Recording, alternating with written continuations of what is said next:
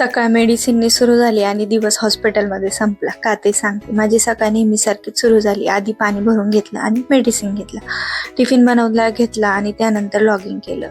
पण काल PC ला काय झालं काय माहिती, वायफायचं कनेक्शनच होत नव्हतं. मग काय ते कनेक्ट करण्यातच वेळ गेला.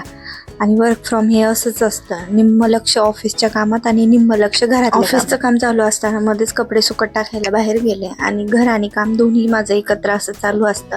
आणि हे काम होत नाही तोपर्यंतच दुपारच्या जेवणाची वेळ झाली. आणि मग दुपारच्या जेवणात आज बनवली होती साधी अशी भेंडीची भाजी.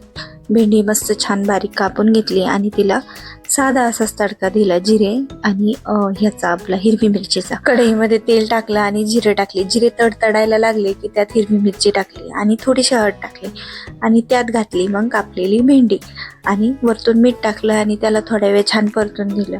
अशी साधी भेंडी कधी कधी खायला छान लागते. मग त्यानंतर किचन ओटा साफ करून घेतला. स्वयंपाक झाला की खूप राडा होतो. आधी तो आवरून घेतला आणि मग जेवण करायला बसले. मला तर अशीच सवय, तुम्हालाही अशीच सवय आहे का की आधी आवरून घ्यायचं मग जेवण करायचं? मला कमेंट करून नक्की सांगा. आणि मग छान असं जेवण करून घेतलं आणि तोपर्यंत भांडी तर काय वाट पाहतच होती. मग भांडी घासून घेतली आणि मग परत ऑफिसचं काम करायला बसली.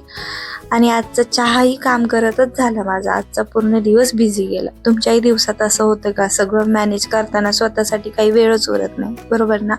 आणि मग संध्याकाळी जावं लागलं हॉस्पिटलमध्ये, कारण यांची तब्येत अचानक खराब झाली. त्यामुळे आजची सकाळ माझी मेडिसिननी सुरू झाली आणि दिवस हॉस्पिटलमध्ये संपला. चला भेटूया नेक्स्ट ब्लॉगमध्ये. तोपर्यंत बाय.